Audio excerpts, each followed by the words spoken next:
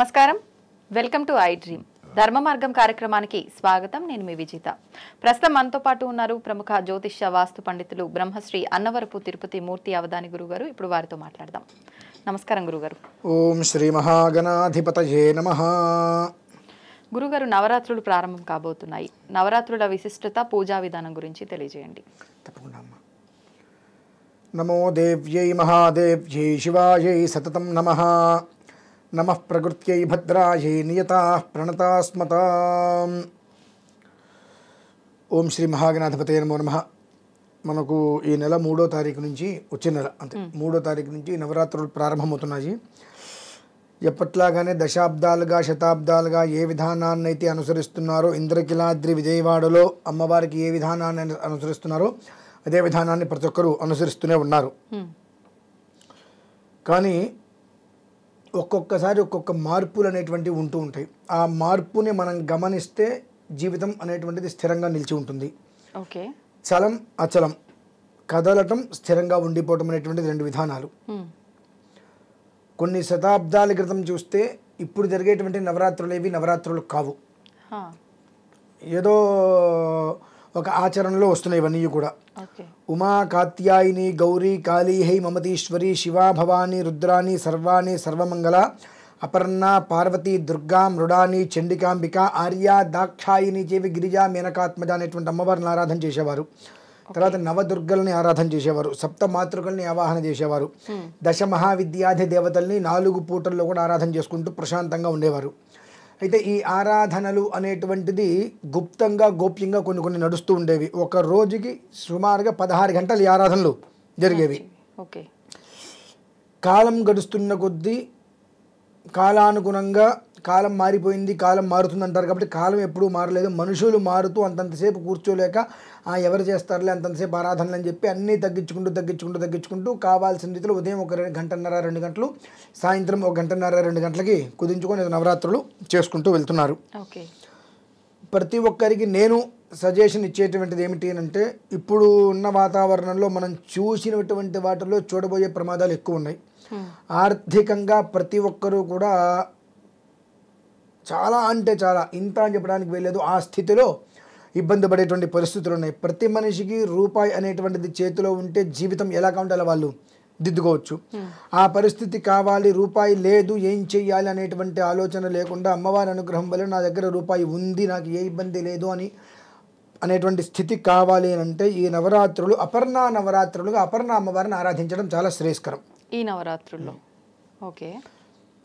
అపర్ణ, అప్పగత్త రుణ అపర్ణ, ఆర్థిక ఇబ్బందులు ఉన్న వాళ్ళు ప్రత్యేకించా అంటే ఆర్థికమని కదమ్మా, ఒక ఆర్థికమనే కావచ్చు, వైవాహిక విషయం కావచ్చు, సంతాన విషయం కావచ్చు, పురోగమనం కావచ్చు, ఎంత ప్రయత్నం చేస్తున్నా ముందుకు వెళ్ళట్లేదు, నాకు అభివృద్ధి కావాలనుకునే వాళ్ళు ఎవరైనప్పటికీ కూడా ఈ నవరాత్రులు 9 రోజులు అమ్మవారిని కలశం పెట్టుకొని ఆ అపర్ణ నవరాత్రులు విశేషంగా ఏంది వాళ్ళకి అవగాహన లేకపోయినా అపర్ణాయై నమః అని చాలు. ఇంత అమ్మవారి విగ్రహాన్ని తీసుకొని ప్రతిరోజు సాయంత్రం పూట అన్ని ధాన్యం అయితే వడ్లు లేకపోతే బియ్యం తీసుకొని పెరుగులో కలిపి అపర్ణాయై నమః అని చెప్పి అమ్మవారికి అభిషేకం చేసుకొని శుభ్రంగా మళ్ళీ కడిగేసి పక్కన పెట్టుకొని అపర్ణాయై నమః అని చెప్పి కుంకుమ వేసుకొని అంత క్షీరాన్ని నివేదన పెట్టుకోవటం. మొదటి రోజు నుంచి 10వ రోజు వరకు కూడా అపర్ణ వృత్తాంతము, అంగారక అంటే కుజ వృత్తాంతం, జన్మ వృత్తాంతం, ఈ రెండు కూడా విన్న 10 నిమిషాలు ఈ అపర్ణ ఆరాధన చేసుకుంటూ ప్రతిరోజు సాయంత్రం టైంలో అపర్ణ వృత్తాంతం ఆరాధన చేసుకున్న తర్వాత కనుక విన్నట్లయితే ఖచ్చితంగా ఈ విజయదశమికి వాళ్ళు విజయాన్ని అందుకుంటారమ్మా. దీనికి కొన్ని విశేషంగా చరిత్రలో చెప్పబడిన కొన్ని విషయాలు కూడా ఉన్నాయి. అందులో క్లుప్తంగా ఒకటి చెప్తాను, తర్వాత అపర్ణ వృత్తాంతం అంటే ఏంటి విషయం కూడా ఇంకొక వీడియోలో నేను వివరిస్తానమ్మా. ఒక గ్రామంలో ఒక బ్రాహ్మడు ఉన్నాడు. ఆయనకి ఈశ్వరుడి అనుగ్రహం వల్ల అమితమైన సంపాదన ఉండేది. కొత్తగా వివాహం చేసుకున్నాడు, వచ్చాడు. అతనికి ఉన్నటువంటి దాంట్లో అందరికీ రోజు అన్నదానం చేసుకుంటూ అన్ని రకాలుగా చేసుకుంటూ ఉండేవాడు. అయితే కర్మ ప్రారబ్ధం ఎటువంటి వ్యక్తినైనా ఇబ్బంది పెడుతుంది. స్వయంకృతాపరాధాలు కొన్ని ఉంటాయి. ఆ స్వయంకృతాపరాధం ఏమిటి అంటే, ఈయన అందరికీ కూడా ప్రతిరోజు అన్నదానం చేయడమే పాపం. అన్నదానం చేయడం పాపం ఏంటండి అని అనిపిస్తుంది. అపాత్ర దానం అంటారమ్మా. అంటే ఇంట్లో బియ్యం ఉంది, పప్పు కూరలు ఉన్న వాళ్ళకి మనం అన్నదానం చేయకూడదు. అన్నదానం అంటే ఎవరు చేయాలి? అన్నార్తులకు చేయాలి. ఆ తిండి లేక ఇబ్బంది పడే వాళ్ళు ఎవరైతే ఉంటారో వారిని వెతికి అన్నదానం చేయాలి. అవును. మన దగ్గర రూపాయి ఉంటే రూపాయిలో 4 భాగాలు చేసి ఒక పావల నీ కుటుంబానికి, ఒక పావల నీ పిల్లలకి, ఒక పావల దేవాలయ దర్శనాలకి, ఒక పావల ఈ దాన ధర్మాలకి వాడాలి. ఈయన రూపాయిలో 10 పైసలు 90 పైసలు చేసేసేవాడు. దానమే. అందరూ బాగుంటారు కదా అని చెప్పి. అంటే ఎంత తెలిసినా ఒకచోట కర్మ ప్రారంభం అనుభవించి తిరగాల్సిందే. ఆ కర్మ ప్రారంభం పట్టి మొత్తం అంతా కూడా ఉడుచుకుపోయింది ఆయన దగ్గర. ఆ స్థితి ఏ రకంగా వచ్చిందంటే ఇంకా ఎవరైనా రేపు వచ్చి ఈయనకు ఒక పావలా ఇస్తే తప్పితే ఆయన గతి లేదు. ఆ రోజు ఆ స్థితి వచ్చేసింది. అయితే అందరూ కూడా ఆయన పరిస్థితిని చూసి ఒకప్పుడు అందరికీ పెట్టారు కదా, ఏదో ఇబ్బంది వచ్చిందని చెప్పి ఈయన ఎవరైనా అడిగితే అందరూ తలా ఒక పావలా రూపాయి అప్పుగా ఇచ్చుకుంటూ వచ్చారు. అలా కొంతకాలం గడిచిపోయింది. ఈయన తిరిగి ఎవరికి ఇవ్వలేని పరిస్థితి వచ్చింది. వాళ్ళందరూ వచ్చి ఒకరోజు గొడవ పెట్టారు.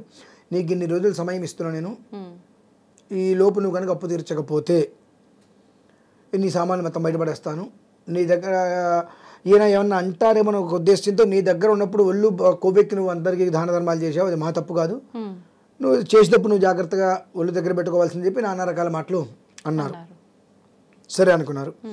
ఆ రాత్రి ఈశ్వరుడు ఆయన స్వప్నంలో వచ్చి నువ్వు అపర్ణ ఆరాధన చెయ్యి. చైత్రమాసం, శ్రావణ మాసం, ఆశ్వీజ మాసం, కార్తీక మాసం, మాఘమాసం, ఈ 5 మాసాలలో అపర్ణ ఆరాధన చేస్తే నీ కష్టాలు మొత్తం తీరిపోతాయి. విశేషం ఆశ్వీజ మాసం, ఈ నవరాత్రులు కూడా వస్తున్నాయి కదా అని చెప్పి స్వప్నంలో ఈశ్వరుడు చెప్పడం జరిగింది. వెంటనే ఆయన అన్నీ వదిలేసుకుని అమ్మవారి దగ్గర కూర్చొని, అమ్మ అపగత రుణ అపర్ణ అంటారంటే రుణం అనేటువంటిది లేకుండా చేస్తావు, రుణం అనేటువంటిది రాకుండా చేసేటువంటివి తల్లివి నీవే కాబట్టి నేను నిన్ను నమ్ముకొని కూర్చుంటున్నాను. ఆ అప్పు అనేటువంటిది నాకు ఏ రకంగా తీరుస్తావు, నీదే బాధ్యత అని ఈ నవరాత్రులు అన్ని రోజులు కూడా ఆయన అక్కడే అమ్మవారి దగ్గర కూర్చున్నారు.